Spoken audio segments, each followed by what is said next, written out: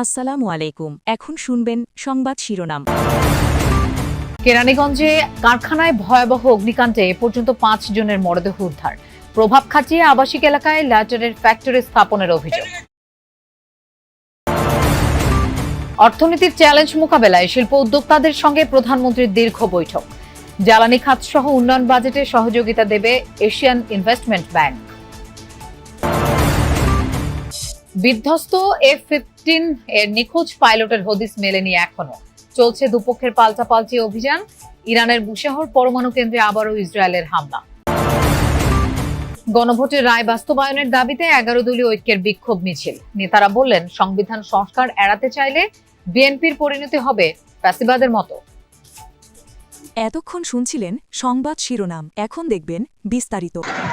কেরানীগঞ্জ কদমতলীর আমবাগিচা এলাকা। স্থানীয় আকরাম মিয়ার লাইটার গ্যাস কারখানায় হঠাৎ আগুনের লেলিহান শিখায় ছড়িয়ে পড়ে আতঙ্ক। ধোঁয়ায় ঢেকে যায় পুরো আবাসিক এলাকা।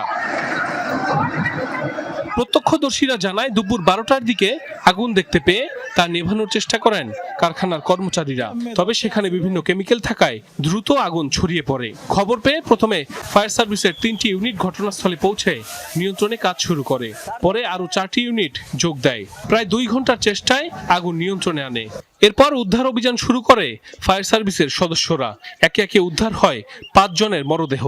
পানি মারছি, কিন্তু আগুনের ভয়াবহতা এত, আমাদের এই পানিতে কোনো কিছু হয় নাই। আরেকবার আগুন লাগছে, আমরা বারবার তাদের নিষেধ করা সত্ত্বেও তারা কারখানা চালিয়ে যাচ্ছে। এখান থেকে গ্যাসের বোতলগুলো স্টক রাখছে, বিশেষ করে এইগুলাই আরো আগুনটা বৃদ্ধি করছে।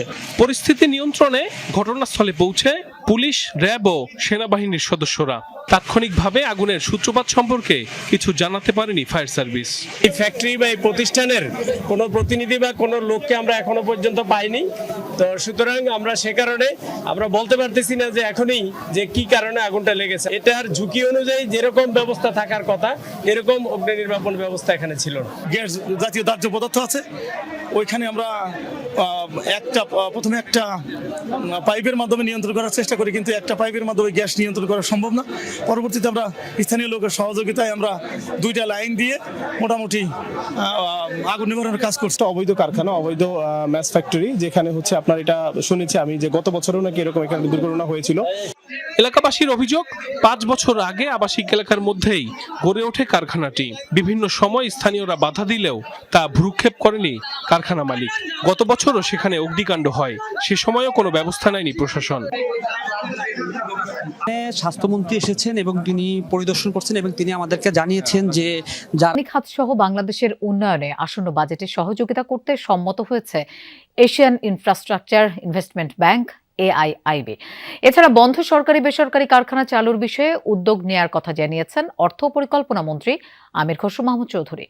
বিনিয়োগ বান্ধব পরিবেশ তৈরি করতে দেশের বেশ কয়েকজন ব্যবসায়ী ও শিল্প উদ্যোক্তাদের সাথে বৈঠক করে মতামত চান প্রধানমন্ত্রী তারেক রহমান।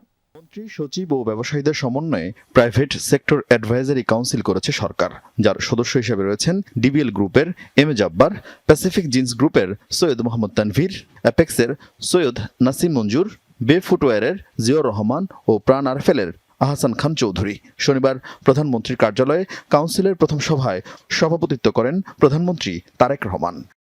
দেশে ব্যবসা ও বিনিয়োগ বান্ধব পরিবেশ তৈরি করতে ব্যবসায়ীদের কাছে মতামত চান প্রধানমন্ত্রী। সভায় উত্থাপিত কিছু সংকট তাৎক্ষণিকভাবেই সমাধান করেন তারেক রহমান। বিনিয়োগ বান্ধবের হওয়ার যে প্রক্রিয়া, সেই হিসাবে আজকে ব্যবসায়ী নেতৃবৃন্দের সাথে বসা হয়েছে।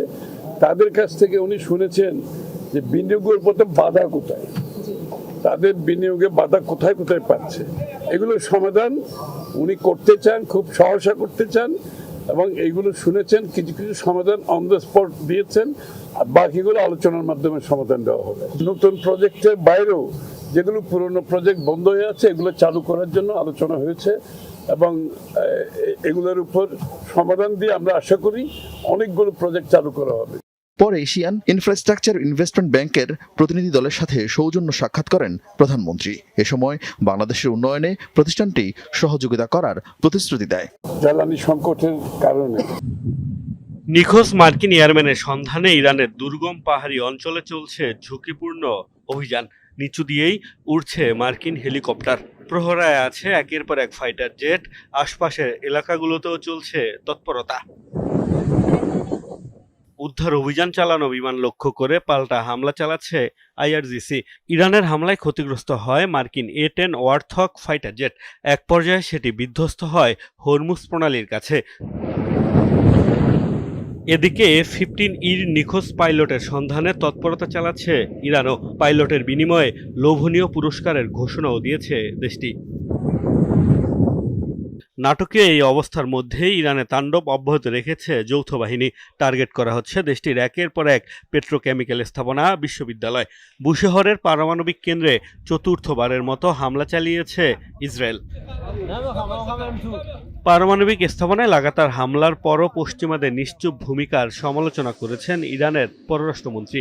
সামাজিক মাধ্যমে দেওয়া পোস্টে সতর্ক করে বলেন, তেজস্ক্রিয় পদার্থ ছড়িয়ে পড়লে তা পুরো উপসাগরীয় অঞ্চলের জন্য বিপর্যয় ডেকে আনবে।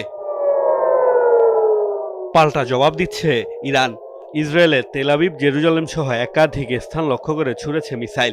এসব হামলায় ক্ষয়ক্ষতির খবরও মিলেছে। পাশাপাশি সংযুক্ত আরব আমিরাত, সৌদি আরব ও বাহরাইনেও হয়েছে হামলা। এদিকে যুদ্ধবিমান ছাড়াও 160টির বেশি মার্কিন ড্রোন ধ্বংসের দাবি করেছে তেহরান। মার্কিন সংবাদ মাধ্যম NBC-কে দেয়া সাক্ষাৎকারে প্রেসিডেন্ট ডোনাল্ড ট্রাম্প দাবি করে দেশের রাষ্ট্র ক্ষমতা একক ব্যক্তির দ্বারা পরিচালনা করবে বলে গণভোট চায় না বিএনপি, এমন অভিযোগ করেন 11 দলীয় জোটের নেতারা। বলেন, সরকার গণরায়কে হাইকোর্ট দেখালে জনগণ রাজপথে মোকাবেলা করবে। সংস্কার এড়িয়ে আবারও ফ্যাসিবাদ কায়েম করতে চাইলে বিএনপিকেও ফ্যাসিবাদের পরিণতি ভোগ করার হুঁশিয়ারি দেন জোটের নেতারা। বিকেলে গণভোটের রায় বাস্তবায়নের দাবিতে বিক্ষোভ মিছিলে এসব কথা বলেন তারা। বিএনপি সরকার ক্ষমতা গ্রহণের পর এ প্রথম রাজপথের আন্দোলনে বিরোধী দলগুলো। বাইতুল মোকাররমের উত্তর গেটে আয়োজিত এই বিক্ষোভ কর্মসূচিতে অংশ নেয় 11 দলীয় জোটের নেতাকর্মীরা। গণরায়কে প্রত্যাখ্যান করলে গণরায় আবার এই সরকারকে প্রত্যাখ্যান করতে বাধ্য হবে। অবিলম্বে গণভোটের রায় অনুযায়ী সংবিধান সংস্কারের দাবি জানান তারা। সংস্কার নিয়ে বিএনপি মুনাফিকি আচরণ করছে বলে অভিযোগ করে সমাবেশে জোটের নেতারা বলেন, সরকার গণরায়কে হাইকোর্ট দেখালে রাজপথে মোকাবেলা করবে জনগণ। আমরা যারা 11 দল এখানে একত্রিত হয়েছি, we also have a plan. We will never allow fascism to return to Bangladesh. BNP যে পথে হাঁটছে সেটা জনগণের বিরুদ্ধ পথ, সেটা ফ্যাসিবাদের পথ। আমাদেরকে তার বিরুদ্ধে রুখে দাঁড়াতে হবে। 70% জনগণের হ্যাঁ ভোটের রায়কে যারা অস্বীকার করে বেঈমানি করতে চায়, তাদের স্থান এই বাংলার মসনদে হবে না। জোট নেতারা বলেন, গণভোট গুম প্রতিরোধ ও প্রতিকার